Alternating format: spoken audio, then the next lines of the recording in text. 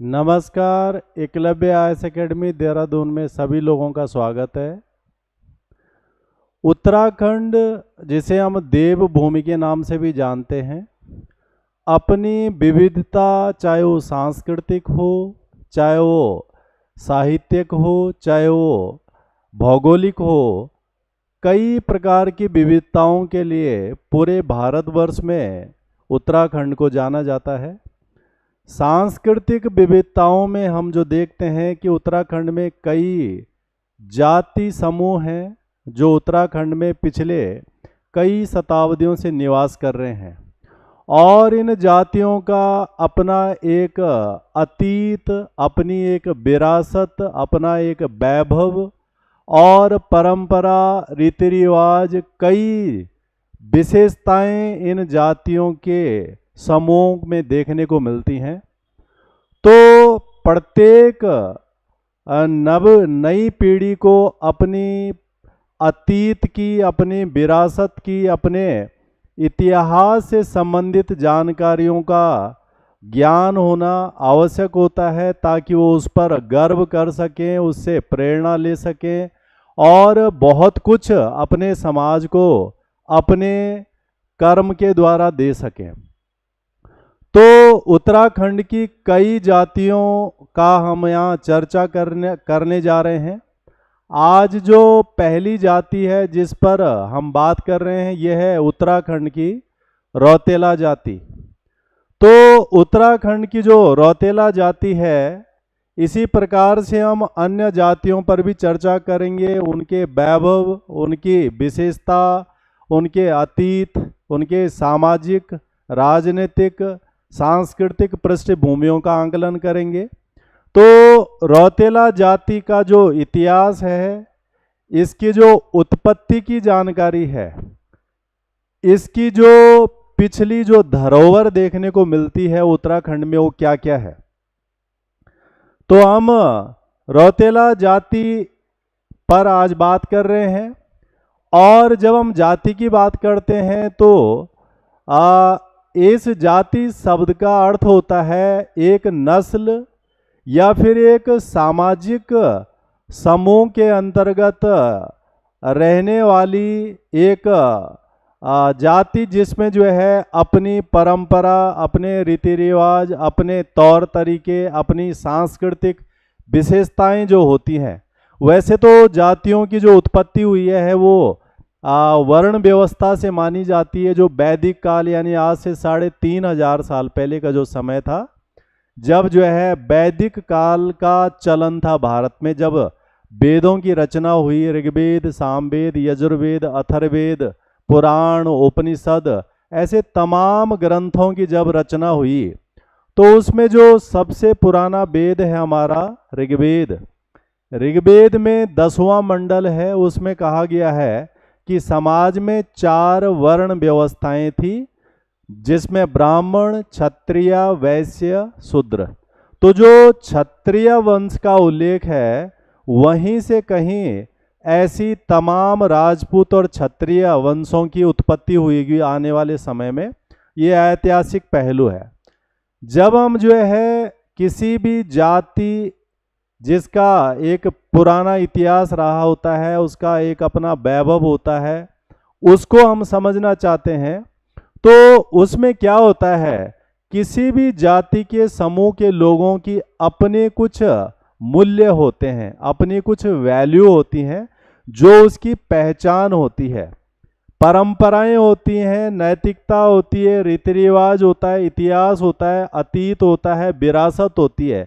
यानी ये तमाम गुण किसी भी जाति की एक पहचान होती है। और इस प्रकार से हम समाज में देखते हैं कि जाति एक समूह की या एक नस्ल की पहचान है, एक आइडेंटिटी है।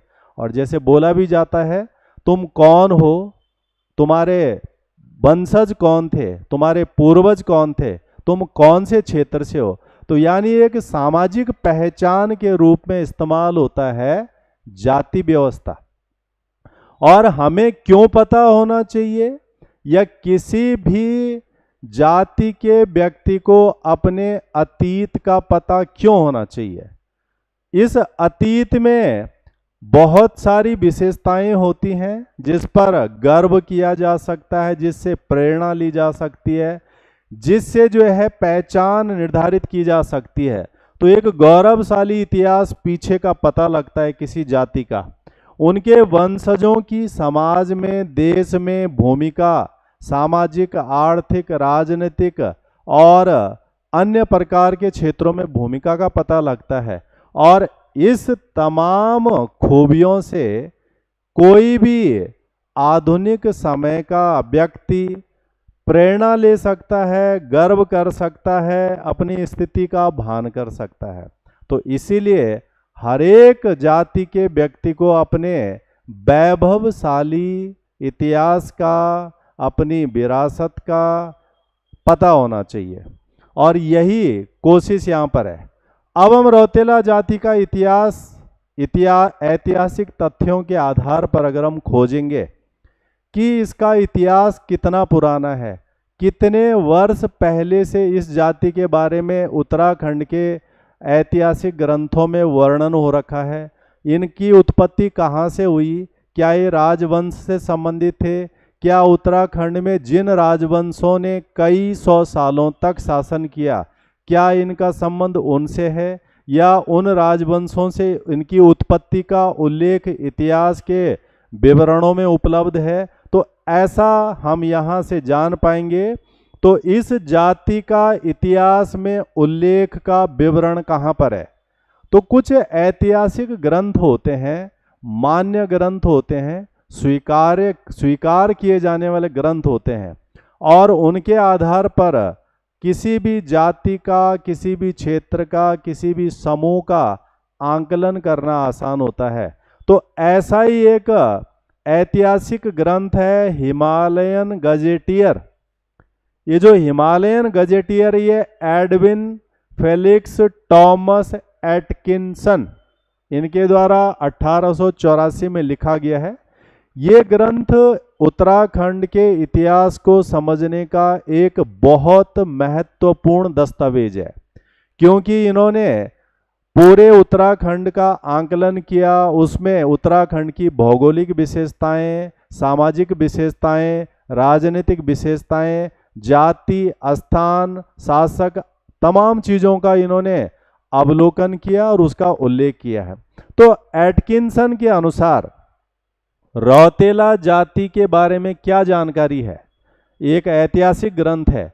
ये कह रहे हैं कि राजपूत जातियां पंवार शासकों, या पंवार यानी गढ़वाल के शासक, और चंद शासक यानी कुमाऊं के शासकों से संबंधित हैं। ये एटकिंसन के हिमालयन गजेटियर में जानकारी है। साथ में जो है हम ये देखते हैं कि पंवार या परमार जाति ने गढ़वाल राजवंश की स्थापना की। पंवार, या उसी को हम परमार कहते हैं, इन्होंने गढ़वाल राजवंश की स्थापना की। फिर इन्होंने वहाँ पर शासन किया, और इन्हीं से फिर जो है एक उपजाति का जो है उत्पत्ति होती है, उसे कहा जाता है कुंवर और रौतेला। तो यहाँ पर ये जानकारी यहाँ से निकल के आती है, जो एक उत्तराखंड का ऐतिहासिक ग्रंथ है। दूसरा, जो कुमाऊं वाले हिस्से में जो रौतेला हैं, उनके बारे में और किसके माध्यम से जानकारी मिलती है? तो उत्तराखंड के एक प्रसिद्ध इतिहासकार रहे हैं, आंदोलनकारी रहे हैं। इन्हें कुमाऊं केसरी या कोरमांचल केसरी के नाम से भी जाना जाता है, और इन्होंने बहुत सारे ऐतिहासिक ग्रंथ, ऐतिहासिक पुस्तकें उत्तराखंड के बारे में लिखी हैं। तो यह है कुमाऊं का इतिहास। 1937 में ये वॉल्यूम आता है, और इसके लेखक हैं बद्री दत्त पांडे, एक महान इतिहासकार, आंदोलनकारी, कोरमांचल केसरी। इनके अनुसार ये क्या कहते हैं? रौतेला जाति कुमाऊं के चंद वंश से ताल्लुक रखते थे। चंद वंश वह है कुमाऊं का जिसने 7वीं शताब्दी से लेकर 18वीं शताब्दी तक कुमाऊं में शासन किया है। तो बद्रीदत्त पांडे के अनुसार इनका ताल्लुक इनसे था और बाद में ये रौतेला गढ़वाल क्षेत्र में भी आए। तो इन दो प्राचीन ग्रंथों से ये इसका निष्कर्ष निकलता है कि कुमाऊं और गढ़वाल क्षेत्र में रौतेला जाति का संबंध उन दोनों क्षेत्रों में शासन करने वाले राजवंशों के साथ था या उनसे उनकी उत्पत्ति होती है। ये जो है भारत के नक्शे में ये उत्तराखंड है। इस उत्तराखंड में ये वाला हिस्सा है जिसको हम कहते हैं अल्मोड़ा। तो वर्तमान में कुमाऊं क्षेत्र के अल्मोड़ा हो गया, बागेश्वर हो गया, चंपावत हो गया, जहां पर इस जाति के लोग हमें मिलेंगे। इसके अलावा हम क्या निष्कर्ष यहां से निकालेंगे कि ये एक राजपूत वंश है और इस राजपूत का संबंध गढ़वाल, यानी गढ़वाल के अंदर जो है पूरे 6 जिले आते हैं जो वर्तमान समय में है, और कुमाऊं। जब हम जिलों के अंदर जाएंगे तो यहाँ पर जो है गढ़वाल में जो है एक तो ये आ जाएगा टिहरी गढ़वाल जहाँ पर इस जाति के लोग हैं, और दूसरा आ जाएगा पौड़ी जहाँ पर इस जाति के लोग हैं। और इनकी कई सारे ऐतिहासिक जो है उल्लेख भी उपलब्ध हैं इन जिलों में, जिनको हम गढ़, 52 गढ़ों का जो देश कहा जाता है वो गढ़ भी इसके हैं। और कुमाऊं क्षेत्र में अल्मोड़ा हो गया, बागेश्वर हो गया, चंपावत हो गया। तो इस प्रकार से इन राजवंशों से इनका संबंध है।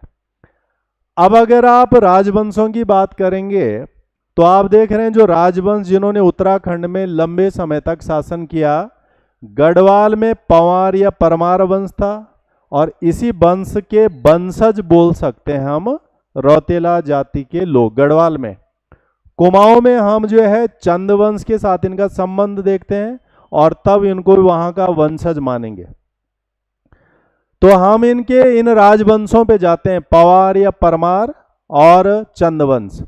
हम जब गढ़वाल के पंवार या परमार राजवंश की बात करेंगे तो इनकी जानकारी कहाँ से मिलती है इतिहास में, तो 822 ईस्वी में उल्लेख है कि जो है इस वंश की स्थापना कनकपाल नाम के राजा ने की थी, कनकपाल। और उस समय गढ़वाल में शायद कई गढ़ थे या कई क्षेत्र थे, अलग अलग जगहों पर अलग अलग का शासन था। तो बाद में कहते हैं कि इसी वंश के अगले राजा अजयपाल ने इन सारे गढ़ों को एकत्रित किया और फिर ये परमार या पंवार वंश को बड़ा स्वरूप दिया। इस राजवंश का अंतिम शासक 822 से लेकर के 1949 में इस वंश का अंतिम राजा मिलेगा हमें, और ये अंतिम राजा है मानवेंद्र शाह। ये जो मानवेंद्र शाह हैं ये अंतिम राजा हैं परमार या पंवार वंश के। 1949 में इन्होंने अपनी रियासत का विलय भारत के साथ कर दिया था। वैसे तो भारत 1947 में स्वतंत्र हो गया था, परंतु जो टिहरी रियासत थी वो अभी भी अलग थी और 49 में इसमें मिल गया। इनकी जो राजधानी थी पहले श्रीनगर थी, और बाद में जब अंग्रेजों के पास चला गया था श्रीनगर वाला हिस्सा तो इनकी राजधानी आ गई टिहरी।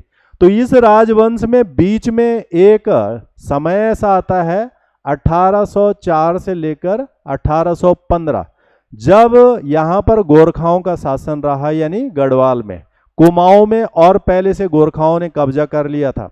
तो वापस ये वंश आया और लास्ट तक ये रहा। ये तो है परमार वंश या पंवार वंश, जहां से रौतेला जाति की उत्पत्ति या संबंधों की जानकारी है।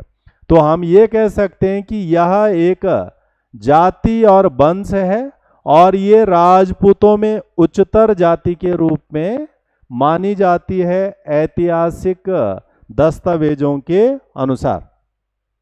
दूसरा, हम कुमाऊं के रौतेलों की बात करते हैं। इनके बारे में क्या जानकारी है? ये चंद वंश से संबंधित थे। चंद वंश ने कुमाऊं में 7वीं शताब्दी से लेकर 1790 ईस्वी के बीच तक शासन किया। उससे पहले कुमाऊं में कंत्यूरी राजवंश का शासन था और 1790 में इस वंश का अंतिम राजा था महेंद्र चंद, जब महेंद्र चंद शासन कर रहा था कुमाऊं में, और चंपावत में इनका मूल क्षेत्र था, राजबुंगा इनकी राजधानी थी। तो महेंद्र चंद्र के समय नेपाल का शासक बहादुर शाह अपनी सेना लेकर यहाँ पर आक्रमण करता है, कब्जा करता है, और चंद वंश समाप्त हो जाता है। चंद वंश की स्थापना सोमचंद ने की थी, और इसी वंश से संबंधित है ये जाति। इनके यहाँ पर एक प्रथा का भी उल्लेख है ऐतिहासिक ग्रंथों में। क्या प्रथा है ये परंपरा क्या है, ट्रेडिशन क्या है? यहाँ कहा गया कि चंद राजवंश में जो बड़ा बेटा होता था, उस बड़े बेटे को गोसाई की उपाधि दी जाती थी, टाइटल, और इसे राज्य में जो है अधिकार या राज्य में शासन करने का अधिकार रहता था बड़े बेटे के पास। और जो छोटा बेटा होता था, इसको जो है रौतेला कहा जाता था। तो ये परंपरा का भी उल्लेख है यहाँ पे। इसके अलावा यहाँ पर यह भी बताया गया है कि जो असाधारण सैनिक क्षमता का प्रदर्शन जो राजपूत लोग करते थे, उन्हें भी ये उपाधि जो है प्रदान की जाती थी। तो इस प्रकार से जो है कुमाऊं में रौतेलाओं का संबंध किस तरह से निकलता है और गढ़वाल में किस तरह से निकलता है। इसके अलावा इतिहास के कुछ और पन्नों को अगर हम पलटेंगे तो वहां पर भी हमें इस जाति से संबंधित कुछ रेफरेंस मिलते हैं। ये क्या है? ये पूरा भारत है। भारत में 7वीं शताब्दी से लेकर 12वीं शताब्दी तक लगभग उत्तर भारत में राजपूतों का शासन चला। इन राजपूतों में कई सारे राजपूत वंश थे, और इन्हीं में से एक था परमार राजवंश। ये परमार राजवंश मध्य प्रदेश के मालवा क्षेत्र में शासन करता था, और इनका एक प्रमुख राजा हुआ है जिसकी जानकारी कथा कहानियों में बहुत सी मिलती है, इतिहास तो मिलती है। ये है राजा भोज। तो राजा भोज के बारे में भी बताया गया है कि ये रौतेला जाति के थे, और इनका संबंध गढ़वाल के रौतेला जाति के साथ था। गढ़वाल की जो परमार राजवंश था, ये उसकी एक ब्रांच के रूप में भी रेफरेंस इसका मिलता है। इसके अलावा इन्हीं रेफरेंस में एक जानकारी और है। वो क्या है कि रौतेला लोग जो वास्तविक दिवस होता है दिवाली पर्व का, उस दिवाली पर्व से एक दिन पहले ये लोग दिवाली मनाते हैं। उत्तराखंड में इसको गढ़वाली भाषा में राज बगवाली के नाम से जाना जाता है, और इस जाति के लोग अभी भी ये त्योहार एक दिन पहले ही मनाते हैं, और ये चलन इनमें है। तो इस तरह से राजा भोज के साथ में भी इस जाति का रेफरेंस यहाँ से आता है। इतिहास में अगर हम और स्पष्टीकरण की तरफ जाएंगे कि ये जाति कैसे संबंधित थी, तो 1776 की एक घटना है। इसमें कहा गया कि राजा मोहन सिंह रौतेला ने राजा पराक्रम शाह को हराया, और पाली गांव की लड़ाई में अपने भाई लाल सिंह रौतेला की मदद से हर्षदेव को हराया। तो ये तो प्रचलन रहा ही है कि तमाम जो राजा होते थे, चाहे वो समान जातियों के भी क्यों ना हो, उनके युद्ध चलते थे ताकि वो अपने राज्य का विस्तार कर सकें, और इसीलिए जो है युद्धों का ये उल्लेख है, और उसी के माध्यम से इस जाति के एक राजा का भी उल्लेख यहाँ पर है। इसके अलावा जो है इस जाति से संबंधित एक दूसरा पहलू है। इतिहास के अनुसार रौतेला जाति का उदय कुमाऊं और गढ़वाल के राजघरानों से ही हुआ है, ये रेफरेंस मिलता है।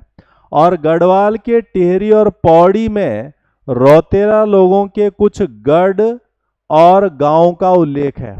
तो उत्तराखंड की जो यहाँ पर जो गीत संगीत है उसमें इन का उल्लेख भी मिलता है, जागरों में मिलता है कि जो गढ़वाल वाला हिस्सा, तो वहाँ पे 52 गढ़ थे।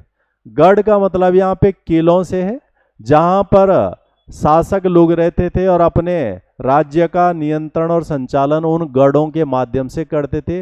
ये गढ़ जो है ऊंचाई पर बनाए जाते थे ताकि दुश्मन आसानी से वहां तक पहुंच न सके। तो ऐसे 52 गढ़ों का उल्लेख है। इन 52 गढ़ों में से कुछ गढ़ों में रौतेला जाति के वर्चस्व या अधिकार का उल्लेख मिलता है हमें। तो ये जो गढ़ हैं ये कौन कौन से हैं? इनमें जो है एक तो है मुंगरागढ़। ये मुंगरागढ़ उत्तरकाशी के नौगांव में स्थित है। दूसरा यहाँ पे हंसोलगढ़, ये भी उत्तरकाशी में है। तीसरा इसमें रायगढ़ का उल्लेख है जो देहरादून में है। तो इस प्रकार से जो 52 गढ़ थे उनमें से कुछ गढ़ों में इस जाति के लोगों का नियंत्रण था, शासन था। और इस प्रकार से इस जाति का संबंध, इसका इतिहास, इसका वैभव, इसकी परंपरा, सामाजिक इनका स्वरूप, ये इन चीज़ों से जो है स्पष्ट होता है। उसके अलावा ये भी इतिहास में कहा जाता है कि ये जो रौतेला क्षत्रिय थे ये कुछ विद्याओं में माहिर थे। जैसे तलवार विद्या के ये बड़े धनी थे, साथ में अस्त्र शस्त्र का इन्हें बखूबी ज्ञान था और इनको हराना आसान नहीं था। तो इसलिए जो है राजपूत वर्चस्व का इनका जो है स्वाभाविक रूप से यहाँ से निष्कर्ष हम निकाल सकते हैं।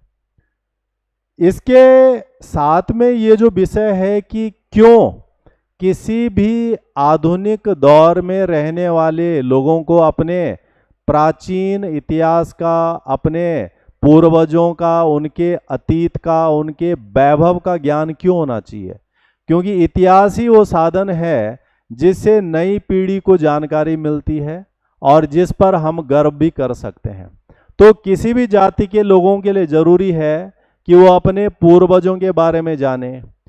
उनको भूलने का तात्पर्य ये होता है कि हम इतिहास में अपनी स्थिति को गंवा देंगे या हटा दिए जाएंगे। तो ये पूर्वज हैं, इनके प्रतीक होते हैं कि इनका कहाँ से चलन हुआ, किस जगह से आया, उनमें क्या साहस था, उनका क्या वैभव था। और इस प्रकार से आधुनिक दौर में विकास के साथ साथ अपने अतीत, अपने पूर्वजों की जानकारी को साथ लेकर के और बेहतर तरक्की, समाज में और बेहतर भूमिका और अपने सामाजिक स्वरूप को और मजबूत किया जा सकता है। और इस प्रकार से हम ये निष्कर्ष निकाल सकते हैं कि ये जो जाति है उत्तराखंड के कुमाऊं और गढ़वाल में, इसका संबंध लगभग इतिहास के अनुसार 1000 साल पुराना है। और उत्तराखंड में जो राजवंश जिन्होंने शासन किया है उनके साथ है, वहीं से इनकी उत्पत्ति मानी जाती है। और इतना वैभवशाली अतीत, इतना मजबूत जो सामाजिक स्थिति किसी जाति के पास है, तो उनके नई पीढ़ियों को उसका निश्चित रूप से ज्ञान होना, उसका भान होना आवश्यक होता है। इसी प्रकार से उत्तराखंड की अन्य जातियों की क्या क्या भूमिका रही है, उनका बैकग्राउंड कैसा रहा है, उनका अतीत कैसा रहा है और क्या विशेषताएं उनके अतीत में थी, इन चीज़ों पर भी हम चर्चा करेंगे। तो आज रौतेला जाति पर हमने बात की। आज के लिए इतना ही। धन्यवाद।